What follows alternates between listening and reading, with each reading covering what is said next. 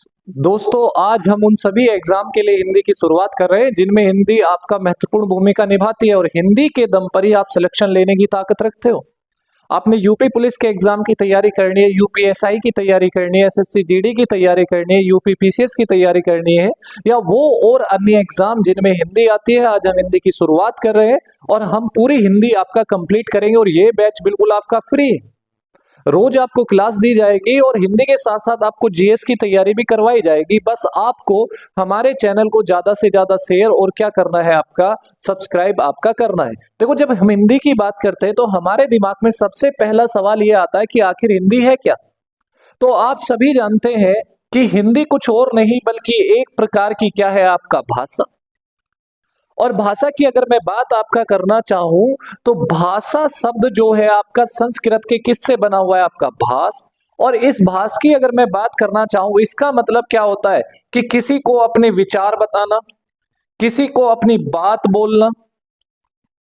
ये सारी की सारी बात जो आती है वो किसके अंदर आती है, आपका भाषा के अंदर आपका आती है। एक छोटा सा सवाल आपके लिए है कि अगर एक व्यक्ति आपका यहां है और दूसरा व्यक्ति आपका यहां पर मौजूद है, अगर इस व्यक्ति को इस व्यक्ति तक अपनी बात पहुंचानी है तो उसे किसका प्रयोग करना पड़ेगा, आपका भाषा का। क्योंकि ये व्यक्ति इस व्यक्ति की बात या ये व्यक्ति इस व्यक्ति की बात तभी समझ सकता है जब कोई ना कोई ऐसा माध्यम होगा, कोई ना कोई ऐसा साधन होगा जिससे ये भी इसकी बात को समझ जाए और ये भी आपका इसकी बात को समझ जाए। और अब से नहीं, प्राचीन काल से या जब से आपका इंसानों का जन्म हुआ है या कोई भी जीव जंतु आया है, उनका सभी का आधार एक ही है जिसका नाम क्या है, भाषा। अब जरूरी नहीं कि हर भाषा हमारे जैसी हो, अन्य भाषाएं बहुत सारी आपने देखी होगी। आपने रूसी भाषा देखी होगी, आपने अंग्रेजी भाषा देखी होगी, जर्मन भाषा देखी होगी, फ्रेंच भाषा आपने देखी होगी। भाषाएं अलग अलग हो सकती है लेकिन माध्यम आपका होता क्या है, एक ही, और जिसे हम क्या कहते हैं, आपका भाषा। अब ये व्यक्ति इसकी बात को समझेगा किसके माध्यम से, भाषा। अगर हमारे यहाँ पर वह व्यक्ति रहता है और वो कहता है कि भाई हाँ, क्या हाल चाल है, तो इसने इससे पूछा और जिस भाषा का इसने प्रयोग किया यहां पर उसका नाम क्या है, आपका हिंदी। तो अगर हिंदी की मैं बात करूं, हिंदी क्या है, आपका एक भाषा। और भाषा की अगर मैं बात करूं, भाषा का मतलब क्या होता है, आपका अपने विचार बताना, अपनी बात को बोलना, अपनी वाणी प्रकट करना। और एक व्यक्ति जब दूसरे व्यक्ति से अपने विचार रखता है तो उसे जिसका प्रयोग करना होता है साधन के रूप में या माध्यम के रूप में, वही क्या होती है, आपका भाषा। और हम किसका प्रयोग करते हैं यहाँ पर, हिंदी का। तो हिंदी भी क्या है, आपका एक भाषा है। मेरे ख्याल में इतनी बात आपको समझ में आ गई होगी।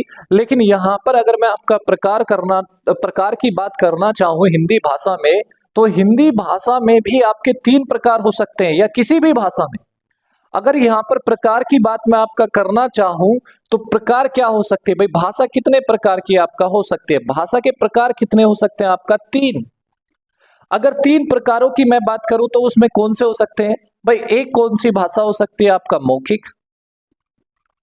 एक भाषा आपकी कौन सी हो सकती है, आपका लिखित। और एक भाषा आपकी कौन सी हो सकती है, आपका सांकेतिक। तो भाषा के आपके कितने प्रकार हो सकते हैं, आपका 3 प्रकार आपके हो सकते हैं, ये बात आप याद रखना। और अगर मैं यहाँ पे बात करना चाहूं इन तीनों भाषाओं की, तो मौखिक भाषा, लिखित भाषा और सांकेतिक भाषा का मतलब क्या है। और आपने देखा होगा सांकेतिक भाषा से तो प्रत्येक बार आपका एग्जाम में सवाल पूछा भी जाता है, इसलिए आप छोटी चीजें भी पढ़िए लेकिन बड़ी गहराई से। किसी भी चीज की शुरुआत होती है बड़ा धीमे धीमे आपका होती है, लेकिन जब शुरुआत हम करते हैं एक समय ऐसा आता है कि हम उसकी ऊंचाइयों पे भी चले जाते हैं। ऐसा तो है नहीं कि आप बिना गुना भाग के मैथ पढ़ लेंगे, रीजनिंग पढ़ लेंगे आप या जीएस पढ़ लेंगे। धीरे धीरे एक शुरुआत होती है, एक कैलकुलेशन जो है आपकी मजबूत होती है, जब जाकर आप एक लंबे सफर की तरफ जो है बढ़ते हैं। और यहां पर अगर मैं बात करूं, आप क्या होगे, मौखिक भाषा हम जानते हैं, यानी जब हम एक व्यक्ति को अपनी बात, देखो यहां पर मैं आपको दिखा भी देता हूं। मान लो ये व्यक्ति इधर है आपका और ये व्यक्ति आपका इधर है। अब ये 3 तरीके से अपने विचार इस व्यक्ति को बता सकता है। एक कैसे बता सकता है, आपका बोलकर, एक कैसे बता सकता है, आपका लिखकर, और एक कैसे बता सकता है, आपका संकेत के माध्यम से। तो जब ये 3 माध्यम से बताता है, तो जब बोलकर ये व्यक्ति बताएगा तो कौन सी भाषा है, आपका मौखिक भाषा।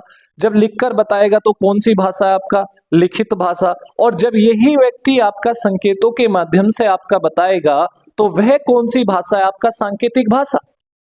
अगर मैं यहाँ पे बात करना चाहूं, जब वह बोलकर अपने विचारों को बताता है, तो जैसे अगर मैं बात करूं, किसी का आप भाषण सुन सकते हो, किसी नेता का।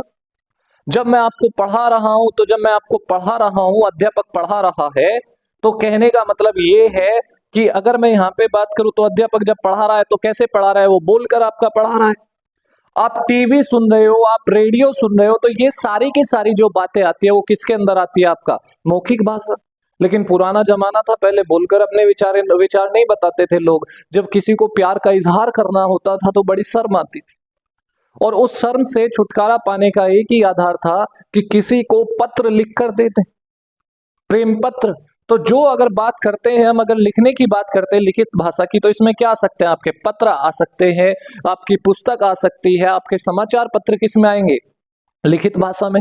लेकिन कुछ लोग जो आपका इससे थोड़े आगे बढ़ जाते थे, जिन्हें संकेतों का ज्ञान होता था, तो एकदम से अपनी क्या मार देते थे? आंख, और दूसरे वाला समझ जाता था कि इसका मतलब क्या है।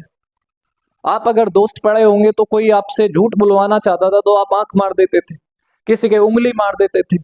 तो ये क्या है? एक प्रकार के संकेत है। अगर कहीं जाना था, ये भी एक इशारा था, ये भी एक इशारा था। और जब आप रास्ते पे जाते हो तो आपको कुछ संकेत ऐसे मिलते हैं कि ऐसे जाइए, ऐसे जाइए, ऐसे जाइए। आपने देखा होगा, जब हम बात करते हैं यातायात के जो संकेत आपके होते हैं, वो सभी आपके किसके उदाहरण होते हैं? आपका सांकेतिक भाषा के। लेकिन आपने एक चीज और देखा होगा कि जब आपने गाड़ियों के हॉर्न बजते देखे होंगे, जो चिड़िया है उनका चहकाना आपने देखा होगा, आप कहोगे कि यार हॉर्न में तो आवाज आती है, चिड़िया के चहकने में आवाज आती है, तो फिर ये सांकेतिक कैसा है?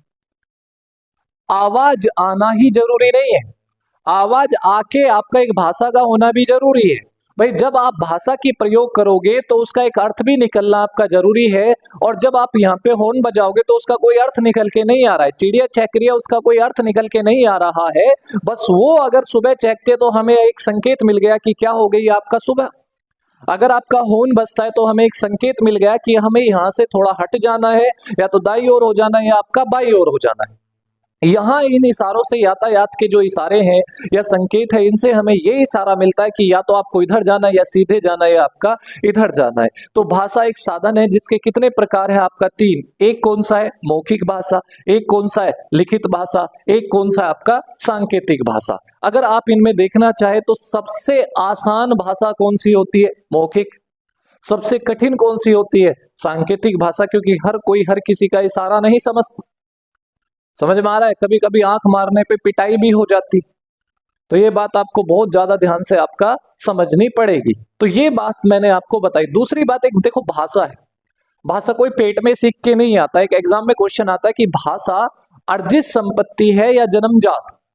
तो पेट में सीख के कोई नहीं आया, बल्कि भाषा को आप क्या करते हो? समाज में रह के आपका अर्जित करते हो। यानी भाषा एक आपका अर्जित संपत्ति है, ना कि आपका जन्मजात संपत्ति। तो मेरे ख्याल में अभी तक मैंने जितनी भी बातें बताई वो आपको जरूर समझ में आई होंगी। लेकिन सबसे बड़ा अब तक सवाल ये है कि हम हिंदी भाषा पढ़ रहे हैं, लेकिन हिंदी भाषा का अभी हमने कुछ भी आपका यहाँ पर नहीं सुना कि हिंदी भाषा क्या है, हिंदी भाषा की उत्पत्ति कहाँ से हुई, हिंदी भाषा जो आप पढ़ रहे हो उसमें जो हिंदी शब्द आपका लिखा हुआ है ये किस भाषा का है। ये सारी चीज बड़ी ज्यादा आपके एग्जाम में पूछी जाती। तो अगर मैं आपका बात करना चाहूं यहाँ पर, अगर मैं आपको समझाना चाहूं, तो यहाँ पर बड़ा इंपॉर्टेंट ये हो जाता है कि जो हिंदी आपको दिखाई दे रहा है, इस भाषा की अगर मैं बात करना चाहूं, इसकी उत्पत्ति कैसे हुई। भाई, सबसे बड़ा सवाल, पहले हम उत्पत्ति को देखते हैं और इसके बाद हम देखेंगे कि हिंदी किस भाषा का आपका शब्द है। दो सवाल है, हिंदी भाषा की उत्पत्ति किस भाषा से हुई, और दूसरा सवाल है आपका कि हिंदी जो भाषा आपकी है इसकी उत्पत्ति किससे हुई। एक शब्द और एक आपका भाषा। अगर मैं आपका यहाँ पे बात करना चाहूँ इस भाषा की उत्पत्ति कैसे हुई, तो वो आप समझने का प्रयास करें। भाई, एक बात बताइए, अगर मैं बात करना चाहूँ, एक भाषा का नाम आपने सुना होगा जिसे किस नाम से जाना जाता है? संस्कृत। किसी जमाने में ये आर्यों की भाषा होती थी, इसलिए हम इसे क्या नाम देते थे? आपका आर्य भाषा। आर्य भाषा को उस समय सबसे श्रेष्ठ माना जाता था, इसलिए हम इसे क्या नाम दे देते थे? आपका श्रेष्ठ भाषा। अब तो कुछ ही लोग आपका संस्कृत को जानते हैं, कुछ ही लोग संस्कृत को समझ पाते हैं। ज्यादातर लोगों ने तो संस्कृत से अपना किनारा कर लिया। अगर संस्कृत की बात मैं करना चाहूँ, ये आर्य भाषा बोली जाती थी। आर्य का मतलब आपका श्रेष्ठ भाषा ये आपका होती थी, और संस्कृत भी दो भागों में आपका बटी हुई थी। एक कोई भी भाषा हो आपका दो भागों में बटी रहती है। आप हिंदी को ही देख लो, किताब में जब पढ़ोगे थोड़ा अलग लगेगी, आप सामान्य बोलचाल में बोलोगे तो थोड़ा अलग लगेगी। ऐसे ही अगर संस्कृत भाषा की मैं बात करना चाहूं तो ये भी दो प्रकार में आपका बटी हुई थी। एक थी आपका वैदिक संस्कृत। कौन सा संस्कृत आपका? वैदिक संस्कृत, यानी जिसमें हमारे क्या लिखे हैं आपका? वेद लिखे हैं। और एक संस्कृत वो थी जिसे हम किस नाम से जानते थे आपका? लौकिक संस्कृत। लौकिक संस्कृत समझते सुनते ही आप समझ गए होंगे कि ऐसी संस्कृत जिसका प्रयोग आम जनता आपका किसमें करती थी? आपका सामान्य बोलचाल में। किसमें करती थी? आपका सामान्य बोलचाल। एक एक बात आप बड़े गहराई से समझना। अगर गहराई से नहीं समझोगे तो कभी आप समझ ही नहीं पाओगे कि हिंदी अपभ्रंश हो या सोर सैनी अपभ्रंश है, उसका क्या मतलब है। तो यहां पर अगर मैं बात करना चाहूं, मैंने आपको कहा संस्कृत भाषा, आर्य भाषा, श्रेष्ठ भाषा। मैंने कहा संस्कृत दो प्रकार में बटी हुई, वैदिक संस्कृत जिसमें वेद लिखे हैं, लौकिक संस्कृत जिसे सामान्य जनता आपकी बोलती है। लेकिन यह भी कठिन थी। अब आपने सुना होगा कि यहां पर हमारे देश में आपका गौतम बुद्ध जैसे लोगों का आपका क्या हुआ? आपका उद्भव हुआ। और जब गौतम बुद्ध जैसे लोगों का आपका उद्भव हमारे देश में हुआ, तो जब ये अपने विचार किसी के सामने रखते थे तो इन्होंने सबसे बड़ा एहसास ये किया कि जो भी हम अपने विचार किसी के सामने रखेंगे वो सामान्य बोलचाल में रहेंगे।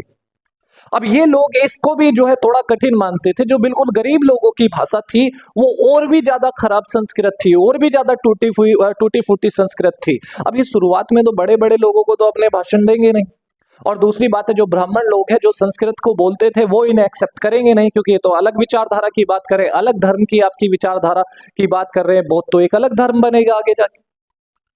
तो इन्होंने जो गरीब लोगों को आपका पकड़ा, उनसे कहा कि आप कौन सी भाषा आजकल बोल रहे हैं, तो उन्होंने कहा कि हम संस्कृत का बहुत ज्यादा टूटा फूटा रूप बोल रहे हैं, जिसे पाली या किसके नाम से जाना जाता है? आपका मागधी के नाम से आपका जाना जाता है।